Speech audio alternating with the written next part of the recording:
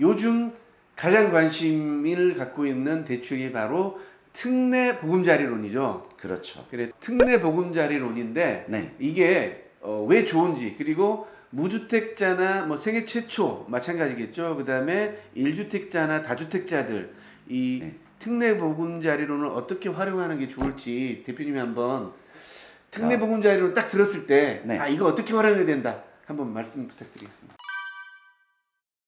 이 특례 보금자리론은 네. 기존의 그 주택금융공사에서 운영하던 보금자리론과 네. 기존에 이제 변동금리로 고금리를 쓰시는 분들을 네. 정부에서 저렴한 고정금리로 전환하기 위해서 안심전환대출을 또 시행했었죠. 네. 그래서 이 보금자리론, 그 다음에 안심전환대출, 네. 그리고 시중은행에서 판매하던 적격대출 상품이 있어요. 네. 네.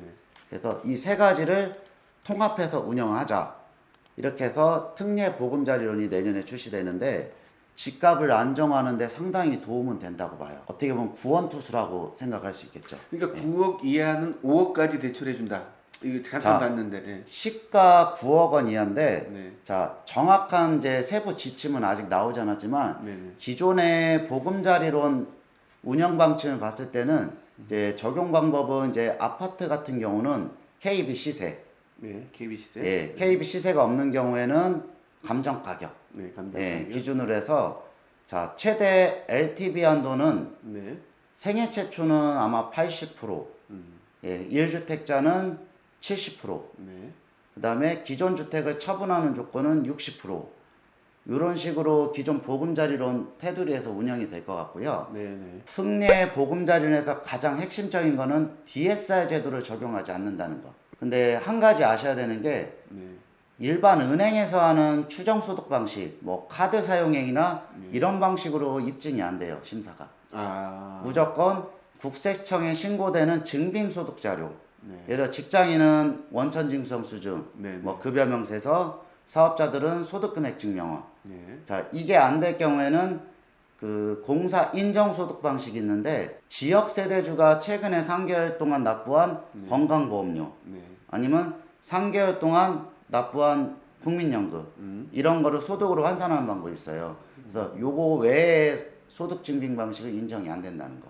그렇다면 예를 들어 5억짜리다. 이게 감정가가 5억짜리 아파트 같은 경우는 예를 들어 생애 최초 같은 경우는 최대한 받을 수 있으면 4억까지는 대출을 받을 수가 있는데 이게 상당히 많이 들어와요. 예. 생애 최초 네. 대상자분들이 네. 이제 최대 80%가 나온다고 들었는데 네. 저도 80% 나오니까 집을 계약해도 됩니까? 네. 이런 문의가 많으신데 네. 여기서 착각하고 계약하셨다가 한도가 안 나온 분들도 있어요. 그래도 이게 대출이 너무 중요하고요. 그렇죠. 자, 생애 최초라든지 그리고 본인이 소득 조건을 따지고 계약을 해야 되는 거니까요. 우리 대출을 준비하는 분들, 아파트 매수를 준비하는 분들, 특히 요즘 같은 경우는 금매가 또 많잖아요. 지금 살려는 분들은 이 분명히 지금 대출을 받아야 되는데, 자, 대출 받기 전에 그러면 대출 신청할 때 뭘 이렇게 딱 준비해 오면 빨리 받을 수가 있는 겁니까? 이제 소득 증빙 자료 그리고 부채 현황 이런 걸 가장 먼저 여쭤보고 그다음에 해당 차주의 주택 보유수.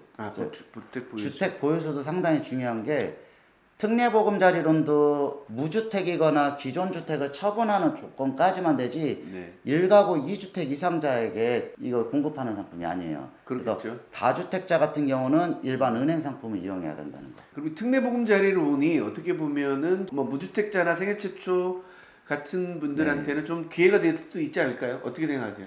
상당히 기회가 될 수밖에 없는 게 네. 지방 같은 경우는 9억 원 이하의 아파트가 워낙 많기 때문에 워낙 많죠. 웬만해서는 거의 다 해당이 된다고 봐야겠죠. 몇 년 전부터 계속 주택 규제만 하다가 지금 시그널 자체는 이제 모든 규제를 풀겠다는 시그널이잖아요. 뭐 100%는 다 풀지는 않았지만 네네. 그래도 이 상품 출시를 한다고 일단 보도를 했기 때문에 아마 내년에는 조금 이제 집값 안정에 도움은 될 걸로 보고 있습니다. 그럼 대표님 지금 이런 은행권에 일하신 지금 몇 년 되시는 거예요? 경력은 지금 20년 가까이 됐죠. 20년 가까이면 대한민국의 등락폭을 여러 번 경험했을 것 같아요. 대출 문의가 얼마나 오느냐, 또 이런 걸 보시면 약간 아파트가 올라갈 것 같다, 떨어질 것 같다 라는 예측도 할 수 있을 것 같아요. 지금 분위기가 좀 어떻습니까? 뭐 제가 뭐 심적으로 이걸 뭐 예측을 하는 건 아닌데 네. 제가 봤을 때는 내년에는 조금 더 하락폭이 있을 것 같습니다. 아무래도 네, 이제 분양 시장의 미분양이 네, 민주분만 계속 물량이 늘고 있고 예. 내년에도 금리가 떨어지지 않기 때문에 이제 네. 가장 큰 집값 하락의 요인이 금리 인상이었어요. 네, 그렇죠. 네, 지금까지 수많은 규제를 했어도 끔찍도 안 하다가 금리가 2배 이상 오르니까 집값이 뚝 떨어진 거예요. 그렇죠. 예, 그래서 이 고금리가 유지되는 한은 집값의 어느 정도 상승은 기대를 안 하는 게 나을 것 같고요. 내년에도 시장은 조금 더 어렵지 않을까. 지금 현재 다주택자에 대한 규제도 풀고 취득세 규제도 풀고 여러 가지 지금 매수하라는 시그널을 보내고 있는데 네. 사실은 그렇게 쉽게 풀릴 것 같지 않다 이런 예상하고 계시네요. 제 예상은 그렇습니다. 예상 그렇습니까? 네. 네. 근데 급매물은 좀 소진되는 느낌 아닙니까? 보시기에. 상담이 들어오다 보면 이제 각 뭐 세종 같은 경우 각 단지별로 네네. 기존에 이제 최고가가 예를 들어 9억이었다. 네.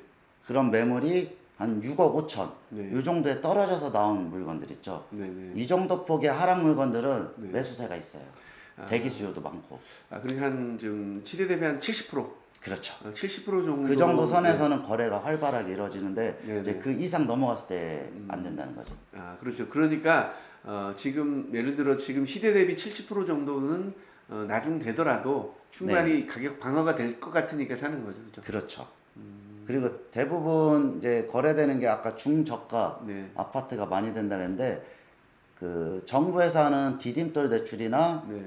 보금자리론 이렇게 저금리 상품을 활용해서 하시는 분들이 많기 때문에 네. 급매물들이 그 디딤돌 대상자들 위주로 많이 이루어지고 있어요. 전체적인 세계 시장 경제 분위기 자체가 사실 네. 금리가 쉽게 낮아질 것 같진 않다는 게 사실은 팩트인 것 같고요. 네. 그리고 정부에서는 여러 가지 정책을 통해서 주택 시장 안정을 하기 위해서 너무 가격이 떨어지니까 지금 안정시키기 위해서 노력을 하고 있는 상황인데 다주택자들이나 이제 돈이 있는 분들이 쉽게 움직일 것 같진 않다. 이런 예상이 좀 들고 있는데 그 중에서도 네. 정말로 금매 나오는 거 네. 똘똘한 것들은 건질 수가 있지 않겠다 이런 생각이 드네요. 상담을 해보면은 네. 그래도 여유 있는 투자자분들은 네. 내년 한 중반 정도에 정말로 가격이 바닥을 찍었다 네. 생각하면은 물건을 잡겠다. 네. 시장 분위기는 내년 상반기는 좀 하락할 것이다라는 좀 현실적인 지금 예측인 것 같아요. 그래서 내년 상반기에는 좀 네. 떨어지다가 지금 좀 더 규제를 더 풀 것 같아요. 이게 계속 이제 거래가 안 되면 정부에서 뭐 취득세 완화, 다주택자에 대한 그런 취득세 더 완화될 수도 있고요. 네. 그래서 여러 가지 이제 좋은 정책들이 더 나오게 되면 바닥을 찍고 하반기에는 좀 상승할 수 있는 분위기도 이 거래량이 늘어나야 하잖아요. 그렇죠. 그렇죠. 거래량이 하반기에는 상승할 수도 있지 않을까 이런 예상을 좀 해보는 상황이네요. 그렇죠? 네. 알겠습니다. 그럼 대표님 결국은 이제 우리 고객들이 대출을 받아야 되는데 네. 어떻게 해야 싼 대출로 많이 받을 수 있는지 네 한번 말씀해 주십시오. 뭐 무조건 싼 거를 찾는 건 당연한데 네네. 이제 자기의 조건에 맞게 네. 그래서 상담을 했을 때 이제 해당 차주가 아까 말씀드린 대로 저렴한 디딤돌 대출 네. 이런 대상인 경우에는 무조건 그게 1순위겠죠. 네네. 2%대 저렴한 금리를 사용하기 때문에. 2%대. 네, 근데 이제 그게 안 되면 보금자리론. 네. 보금자리론은 최근에 금리가 인상이 됐어요. 네. 12월 20일부터 네. 0.5%가 올랐기 때문에 지금은 4.5%대에서 5% 사이 네네. 요 정도 지금 올라있기 때문에 은행 상품하고 아주 큰 차이는 안 나요. 그래도 장기간 고정금리를 쓴다는 그런 점이 좋기 때문에 그리고 DSR 적용을 안 해요 보금자리론은. 그러니까 개인 이게 참 이 대출도 개인마다 각각 틀리기 때문에 이렇게 뭐 이렇게 해라 저렇게 해라 할 수 있는 게 아닌 것 같네요. 그죠? 그렇죠. 본인의 소득, 주택수 모든 여건을 고려해서 이제 정부 자금 상품이 안 되는 분들은 은행 상품으로. 그럼 이제 시중 은행들도 운영하는 금리가 틀리기 때문에 네. 그런 거는 이제 비교 분석을 해서 가장 우대 조건을 넣었을 때 최저로 할 수 있는 은행 이런 거 이제 찾아 드리는 거죠. 제가. 그러니까 지금 모든 은행에서 나와 있는 대출 상품 중에 우리 고객에게 가장 최적화된 그리고 적합한 이런 상품을 안내해 주신다는 거죠. 그렇죠. 네. 이게 고객들 입장에서는 은행을 발품 팔아서 네. 하나하나 다 찾아다니면서 하기에도 시간상 어렵고, 그렇죠. 그리고 가서 상담을 해도 내가 이게 정말 잘 안내를 받아서 내가 이게 좋은 상품을 하는 건지도 알 수는 없어요. 모르죠. 예, 또 담당자마다 또 네. 일부러 좀 최대 우대폭을 넣을 수 있는데도 불구하고 마진율을 생각해서 네. 뭐 4.5가 최저인데 일부러 5%를 권하는 직원도 있고, 그러니까 이게 손님들이 찾아다녀서 확인하기에는 너무 복잡하고 네. 그래서 이제 그런 부분들을 이제 제가 다 분석을 해서 이 고객한테 가장 맞는 네. 상품이 무엇이고 어떤 은행을 진행을 해드렸을 때 최저의 금리를 받을 수 있나, 네. 그래서 제가 분석해서 해드리는 거죠. 네. 사실 이제 자본주의 사회에서는 금융과 부동산을 모르면 네, 부자 대우로 갈 수가 없거든요. 그렇죠. 그래서 이 대출을 잘 활용하는 것, 이 자체만으로도 네. 사실은 자본주의 사용 설명서 중에 하나인 것 같아요. 네. 그래서 우리 대표님과도 저희도 인연이 상당히 오래됐는데요. 앞으로 대출에 관해서 궁금하신 분 있으시면 여기 전화번호 올려놨으니까요. 네, 전화 주시면 되겠습니다. 감사합니다. 감사합니다.